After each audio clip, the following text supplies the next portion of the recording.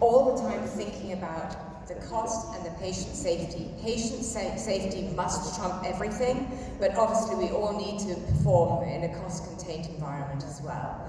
So we need to think about the type of incubators we have, how many cycles we're going to be performing, whether we want to have benchtop incubators. We actually use these Escomiri incubators in my laboratory, or whether we're going to use your typical traditional tissue culture incubators. Freezing and storage of material, whether we're going to have a huge storage container, an MVE, or these small dewars. And then, of course, in terms of workstation, what sort of workstation do we need? How many workstations do we need? Again, recognizing safety, patient safety is of paramount importance when running an IVF laboratory. And then what about staffing? How many embryologists should we actually have in an IVF laboratory? And this is a very tricky one. It very much depends on the types of procedures that you're offering, the types of technologies that you're using, as well as how many total cycles you're doing, and whether you're doing freeze-alls versus fresh transfers. And sorry, I seem to need to go back. I touched the wrong thing. Or whether you're going to be doing all freeze-alls, in which case you need to have a specific dedicated station for vitrification, or whether indeed you're going to do combined fresh and frozen transfers. So the number of staff is critical, the training of the staff is critical, certification of the staff is critical, and also how you actually assess the staff in their competencies over time. It's absolutely no good training your staff and making sure they are certified to do a procedure and then not do continuous competency assessment to make sure that they're actually performing appropriately. Because we're all human and we will move over time. It's not like riding a bicycle. Once you learn to ride a bicycle, you can ride the bicycle. With these technologies, we do tend to have some sort of human drift. So it's very, very important to do these competency assessments. So what you see on this slide, on your right-hand side, is you'll see a table that actually is from an ASRM practice guideline, which recommends the minimum number of embryologists according to the number of laboratory cycles. I will say that even if you have a program where you're only performing 50 cycles a year, for example, you really should have 2 trained embryologists. What if somebody becomes sick? In the lab, you really should have 2 embryologists on the floor at all times. What if somebody falls down? It's really important that you recognize this. You cannot have any risks where personnel are falling down or getting hurt and there's nobody to make sure that the patient material is safe, not to speak of the safety of the staff as well, of course. So again, but the number of embryologists will really be impacted by the type of procedure that you're performing. So what about training and certification? So this is a rather busy slide. I do not expect you to be able to read it. I put it up here though just simply to remind me to tell you that the training that I do in my laboratory is actually very rigorous. It's a very consistent way that we train. The embryologists are told this is how you will be going through training. This is the ICSI certification training paradigm that I'm showing you here. In the first phase, we have sperm micromanipulation. They have to learn how to manipulate the sperm. They have different steps that they have to be able to demonstrate they can do. The first step, for example, demonstrates competency in using the equipment. If you can't use the equipment, then you should not be doing ICSI. In the sperm injection phase, which is phase 2, the first step here is demonstrates competency in setup and needle orientation. The second one, which is extremely important, has performed sham injections of at least 100 oocytes with greater than 90% survival. Again, you cannot have someone starting to ICSI in the lab if they haven't been able to demonstrate that they're safe doing the procedure. And then finally, phase 3 obviously is the ICSI procedure competency testing itself. And just to give you an example of the fourth line here, demonstrates consistency and average injection rate of under 4 minutes per egg. And that's generous, actually. I'd like my embryologists actually to be faster than that. But you can see this is a very stepwise procedure. It's very important that they're trained appropriately. They get a certificate, they sign off on it, the trainer signs off on it, and they have the certificate. So if they do decide to leave our program and go somewhere else, they can show that they have actually been trained in my lab, and this is the training that they've undergone, and it works very nicely. So a critical, difficult question in an IVF lab is how best to standardize procedures. And this is something as lab directors that we worry about all the time. So obviously we need to have protocols. They should be practical, they should be written, and they should be verified. And by verified, I mean they should not just be tested over time, but every single embryologist in the lab should actually sign off on these. They should read them at a minimum once a year. They should understand them if they don't understand everything about the protocol. They should discuss it with the lab director and make sure that they are okay and they feel confident and comfortable to do the procedures in hand. The protocols, obviously, again, should be cost-contained as best as one can. They should be safe. They shouldn't be so complicated that they cannot be performed safely. And again, there should be read and sign off by the staff at a minimum of once a year. I actually use checklists in my lab. I think that they're a wonderful tool for safety, and we use them at all the very sort of important moments in time. For example, at egg retrieval, in terms of verification of patient identification, I have actually a piece of paper checklist in the lab that the embryologists actually have to check off that they've done a specific number of procedures, particularly, as I say, patient identification, before retrieval, before transfer, before we do freezing, before we do thawing, when we're doing biopsy. We have these pieces of paper. Otherwise, my entire lab is electronic. We collect all our data electronically. But this business of checklists, I was really inspired to introduce them by an Indian by the name of Atul Gawande. He's at Harvard University, and he has written this book called The Checklist Manifesto. It is an incredibly quick read. It's a very small book. I strongly recommend anybody, whether it's physicians in the room or lab directors in the room, please buy this. You can get it on Amazon. I do not get any royalties from advertising this book, I'll tell you. But buy it and read it.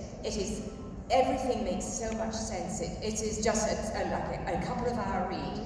And it's all about the application of checklists in order to maintain patient safety in the medical setting. Atul Gawande is an MD by training. So I recommend that you do this, and if you're not using checklists in your IVF laboratory, I recommend that you start implementing them for patient safety. So this is the tricky one, deciding what to do when a problem is identified. So first of all, you have to ask, is the problem apparent for several patients? We talked about this in our expert session this morning. If not, it may be patient-specific. If so, it's likely a lab problem. And if it's a lab problem, then what are you going to do about it? Are the incubators running to specifications? Were the lots of any contact material changed at onset of the problem? For example, pipette tips, dishes, culture media, etc. Is the pH of the media in an acceptable range? What about the air quality? What about the key performance indicators?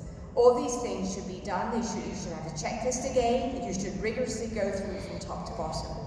So with respect to key performance indicators, I won't spend a lot of time on this, but we use P-charts in my laboratory, where we use, as a first-line KPI, the fertilization rate. This is very useful because we do this in every day. I was mentioning in the expert session that all our work is electronic, so every day I get the fertilization rates of my laboratory every day. It doesn't matter where I am in the world, I look at them every day. If I'm worried about anything, I will immediately call my technical director and we'll go through all the different nuances to try to identify whether there's a problem or not.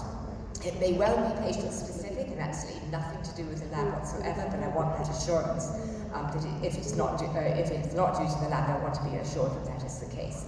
So you can see here on this KPI, we have the target to percent 2PN of mature eggs, and I also have a threshold for the percent 3PN. And this is a very useful KPI because it tells me a lot also about how the simulations are running.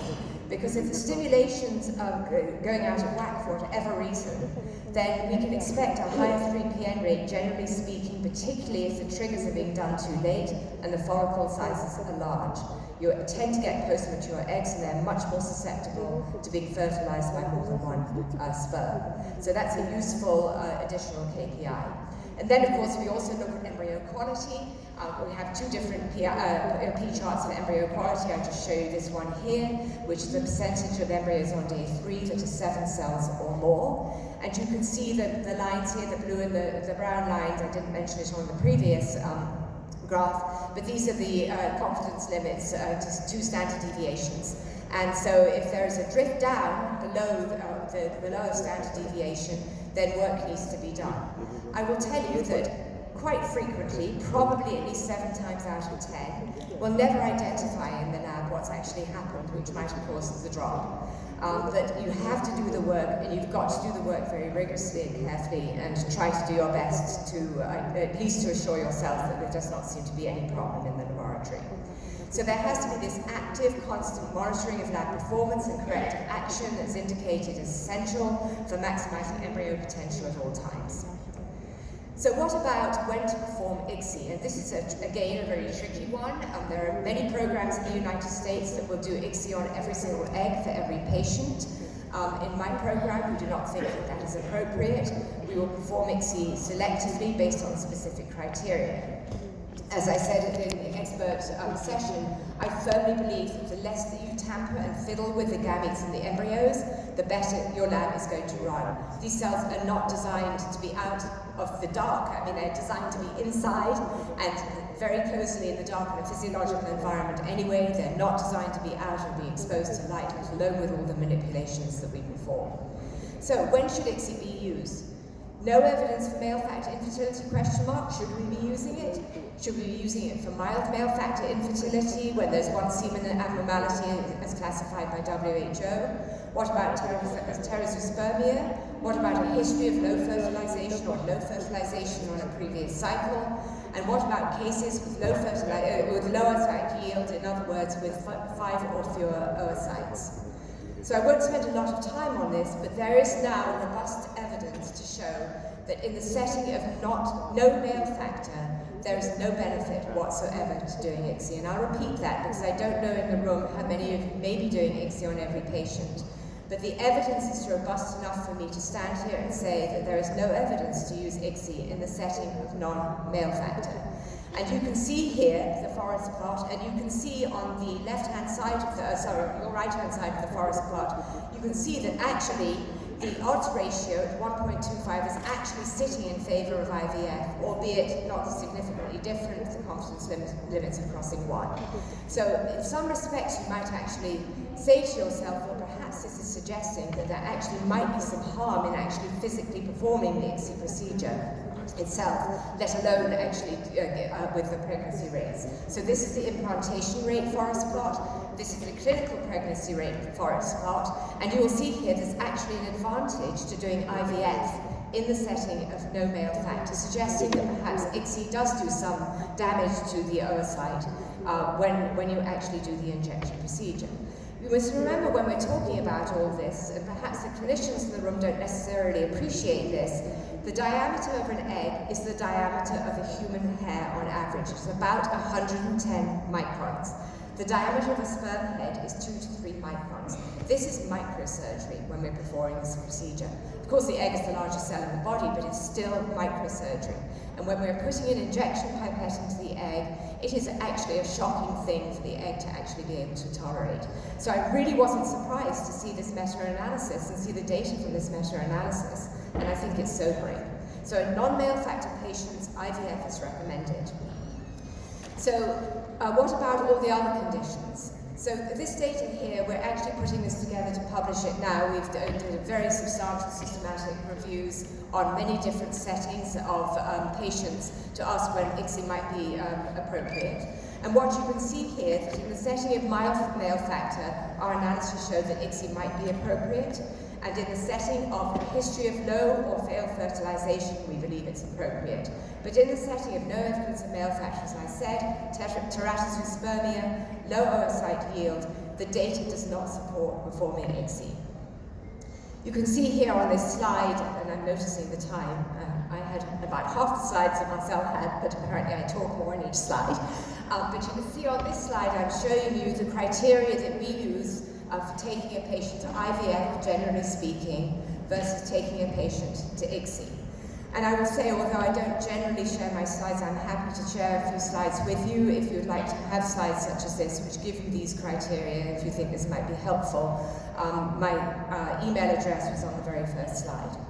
So I won't go through this in detail, but you can see that we do have very specific criteria for performing ICSI, and it's to do with the number of sperm. So decisions impacting individual cycles, What about the day of embryo transfer? One of the people at our table this morning told me that they do all blastocyst transfers, and I looked at her and I said, why? And she kind of shrugged her shoulders a little bit, and I'm not insulting her at all, but it was a reasonable response, because we really don't know what the best day for embryo transfer on every single patient is. But what I will tell you is, in our program, we do actually perform transfers both at the cleavage stage as well as at the blastocyst stage. So just to remind you, and we all know this, of course, the embryo we think is in the fallopian tube up until around day 3. At late day 3, the late 16-cell stage, early borrowed stage, we think it traverses the uterotubal junction and then enters the uterus and then continues to form the blastocyst. So the embryonic genome in the human switches on day 3, and the embryo becomes a very different metabolic entity at that point. Previous to that, it's undergoing oxidative phosphorylation for its energy production. After the embryonic genome is switched on, it uses glycolysis for energy production. It's only if the embryonic genome switches on that the embryo then can proceed to form the blastocyst stage. And if it doesn't undergo embryonic genomic activation, the embryo will become arrested. And I think probably everybody in this room is aware of the fact that not all human embryos by any means will actually form a blastocyst, but day 5 culture and transfer allows self-selection of those embryos that do have the capability of forming a blastocyst. So theoretically then, if one performs a blastocyst transfer, one can transfer fewer embryos of higher quality, and one should therefore be able to get higher pregnancy rates and lower the multiple rate. Well, let's look at the data and see what it tells us. So this is a forest plot. It's difficult to see. I know it is. I understand that. But the bottom line here is, and you can see at the very bottom, it says live birth rate per cycle. The bottom line is that overall, and you can see the relative risk data, relative risk ratio and the confidence limits, overall, there is a very slight, significant improvement with fresh transfers with blastocysts. These are all randomized controlled trials. All patient ages together included. Very, very slight improvement. However, the number of embryos that get frozen is less with blastocyst transfer for obvious reasons. Fewer embryos will go to the blastocyst stage. So what about the cancellation rate in unselected patients? Well, it turns out the cancellation rate is higher in unselected patients with blastocyst transfer, and that is shown here by the relative risk and the confidence limits. There's a significantly higher rate of cancellation. If a patient has put all her money into an IVF cycle, the last thing you want is a cycle cancellation. So we've put a lot of energy and effort into thinking about how best to manage the day of transfer for patients. And we have this algorithm here that we use on a daily basis for patients, and it works very nicely. It is to do with the number of zygotes that are available at the fertilization check. We used to actually have an algorithm based on the number and quality of embryos on day 3, but it became very inconvenient for patients to block 2 days for transfer, and plus the embryo culture systems improved so much that I found with retrospective look data that this algorithm really works nicely. So in patients that are under 40 years old, and if they have at least less than 6 zygotes, they will have a day 3 transfer. If they are under 40 and they have 6 or more zygotes, we'll give them a day 5 transfer. If they're 40 or more years old and they have at least less than 8 zygotes, I seem to have lost my mouse. Less than 8 zygotes, they'll have a day 3 transfer. If they have 8 or more zygotes, they will have a day 5 transfer. This algorithm works very nicely. We apply this on the first cycle of every patient, unless they've had a history of very poor blastocyst conversion in a previous program. We will perform a day 3 transfer for patients with poor blastocyst conversion, always whether it's from an external program or from our program. We're not aggressive in the number of embryos we transfer on day 3 in the young patients, but we're very aggressive in the older patients. The rationale being that there's a very high aneuploidy rate as you increase in patient age, so you can get away with transferring a much larger number of patients in the older group on day 3. So when to perform PGTA? And this is a tricky one because this is generally decided by the clinicians and not by the physicians, but I really wanted to stand here and tell you my opinion about PGTA. I just felt this was an appropriate forum, and it does very much relate to the IVF lab because it's a huge amount of work to do by PGTA, or PGT itself, and I'm specifically talking about the aneuploidy testing when I'm discussing it in this context. So we all know about the effect for biopsy. We know that in theory, because you're removing several cells, you have for genetic analysis, you're not biopsying the inner cell mass, so theoretically it should be safer. But the questions really are which patients actually might benefit, and what about the whole issue of mosaicism? So we know about mosaicism in this slide here. The brackets indicate in a cartoon 3 embryos that were biopsied. And in each case here, in each of these 4 cases, the cells that were biopsied reflect the cells in the inner cell mass. But we know about concerns. If you biopsy, for example, cells that are euploid, but the inner cell mass is aneuploid, you'll end up with a false negative. And conversely, if you biopsy cells that are aneuploid and the inner cell mass is euploid, you'll end up with a false positive. And we know data, and I'm sure you're familiar with this data, showing that when you transfer single mosaic embryos, you do get pregnancies. And this was the original paper that was published in the New England Journal in 2015, showing that 6 out of 18 transfers involving mosaic embryos gave rise to live births. So there's an issue here. And now we have the STAR trial that was just published very recently, and the STAR trial is a randomized controlled trial randomizing patients to control or PGTA with trophectoderm biopsy, and you can see the data here. In the less than 35-year-old group, absolutely no difference in ongoing pregnancy rate by embryo transfer, and I will stress that. In the 35 to 40-year-old group, there was a significant increase, not huge, but a significant increase in the ongoing pregnancy rate per embryo transfer, but when pooling all the patients together, there was no difference whatsoever. But the important thing to note about this slide is that the denominator is by embryo transfer. It is not by intention to treat. And this is the really important thing. When a couple walks through the door, they want to know what their chances are of having a baby, walking away with a baby, when they start their gonadotropin stimulation. So this is a very spurious way, in my opinion, to report the data. It's not the right way to report it, and there's huge bias as a result of reporting it like this. So the comments with respect to when to use PGTA, it remains to be seen which patient populations truly benefit from it. Many of the studies, as I mentioned, use the wrong denominator, which really skews the data in favor of the test. There's a whole issue about how to interpret the mosaic results, and the current technology inevitably will result in discard of some of those embryos which would otherwise form a healthy baby. And the testing is expensive, and by the way, we really do not know whether it is safe to take a chunk of the cells that otherwise would form the placenta and do a biopsy on those cells. So, decisions in response to unexpected events, and I've got my eye on the time, just very quickly. I won't go through this actually. We all know that unexpected events can occur in the lab, but what do you do if something happens? And I would suggest to you that you have to have a process in place for this. It has to be part of your policies and procedures, and it has to be implemented if something happens. The only way it can be implemented is if you run a team where it's not an individual error if something happens, but it's a systems error. So people are not concerned about losing their jobs, and there is full transparency and full communication and discourse so that everyone can be open and share information. So this is the policy that we use for an unexpected event. We've had a few unexpected events. I can guarantee you there's not a lab in the world that hasn't, if you're honest about it. Documentation is critical. You then have to review the event, you have to analyze the event, you have to analyze data if there was data involved, you have to look at the system itself in a review process, and you have then to react by doing interventions to avoid that event in the future, and you have to revise the protocols and procedures accordingly. You have to disclose. The embryologists have to disclose to the lab manager, if you have a lab manager, to the lab director has to disclose to the physician, and then ultimately, of course, generally speaking, it's the patient that's going to be impacted, and there has to be full, transparent disclosure to the patients. Critically important.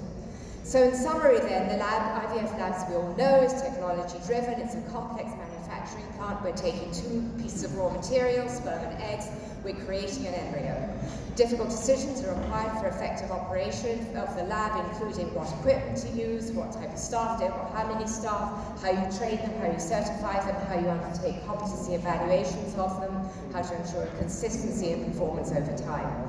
There are difficult daily decisions that have to be made in the labs, such as when to perform ICSI, what day to transfer your embryos, whether you should perform PGT or biopsy at all anyway. And then, of course, the unexpected events that do occur in the lab really do require a really stringent protocol for management so that you can improve. It's all about quality improvement in an IVF lab. So thank you so much for your attention. I apologize for going over time a little bit. Please come to Portland. We welcome you, every single one of you, to Portland. Thank you so much. That was one of the most wonderful talk, I think so, we have heard.